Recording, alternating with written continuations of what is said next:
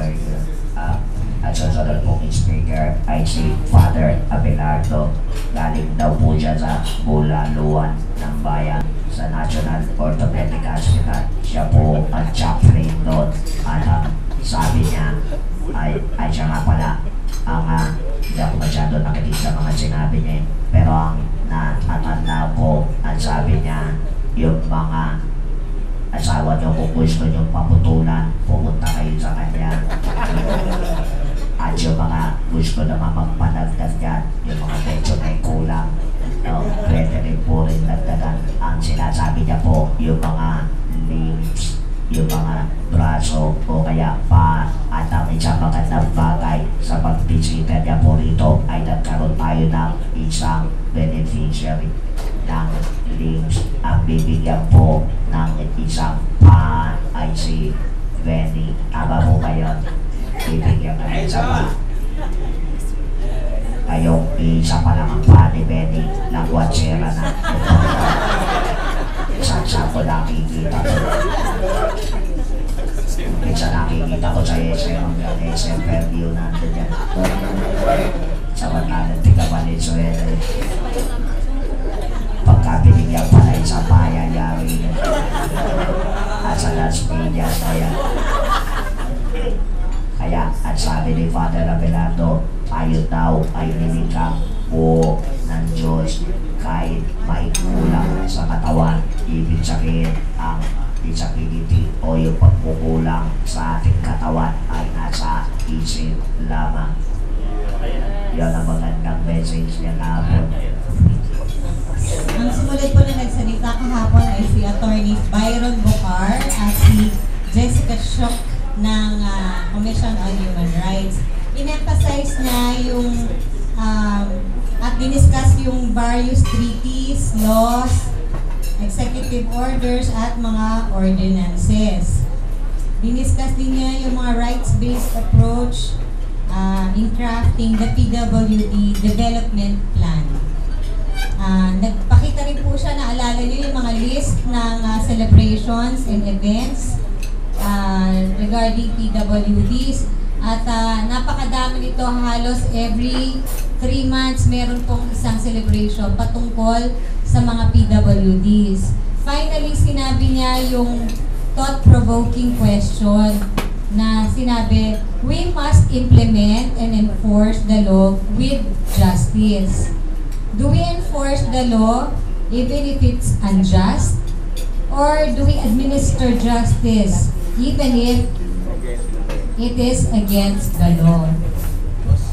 Napakaganda po nun. Parang relevant sa nangyayari ngayon, di ba?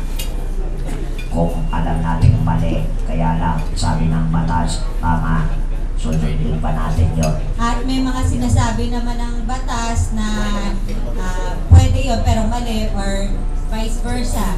Nasabi ng batas, bawal yun pero pwede naman. Sample doon yung mga pulubi. Iba, minsan gusto niyong magbigay pero bawal yun sa batas. Okay, so napakaganda po nung message kahapon.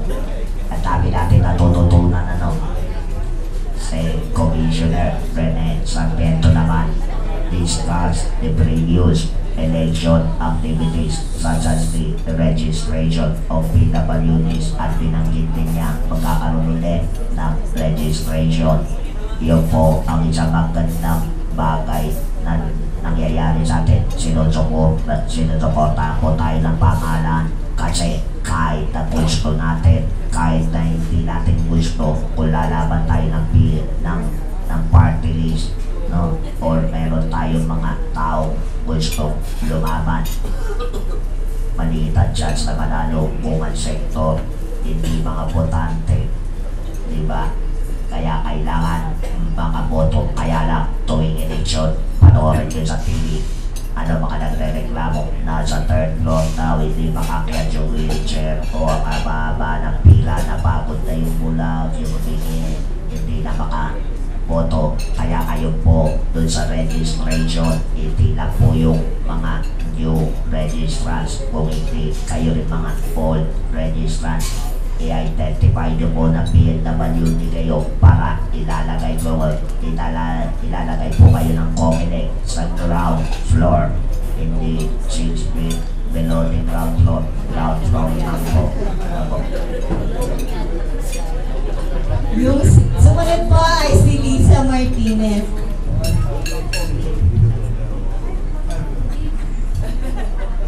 Diniscuss niya yung ating mga rights and duties at yung freedom at yung ating choices.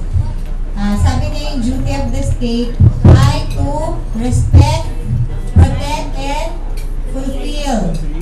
So, discuss niya yung different kinds of rights, yung ating civil and political rights na actually it is immediately applicable or demandable. At yung economic, social, and cultural rights, according to her, it should be there should be a progressive realization. Didiscuss din na yung different, nag-define din siya ng what is discrimination. I'm sure bilang PWD, alam natin kahit di natin na-explain kung ano yung ibig sabihin ng discrimination. Mas naramdaman natin ang meaning at hindi lang ine-explain. At there are 3 types of discrimination. Ito yung distinction, restriction, at exclusion. Distinction, pumasok ka sa party, umupo ka sa isang sila, pinaalis ka dahil may ibang mas importanteng tao ang uupo doon. So, binigyan ng distinction yung ibang tao. Restriction, hindi ka pwede. Hanggang dito ka lang dahil merong ibang mga tao dito sa kabila. Dito ka lang, hindi ka lalagpas din sa linya. At exclusion, hindi ka talaga pinapasok. So, alin po doon ang naramdaman natin na experience? Lahat.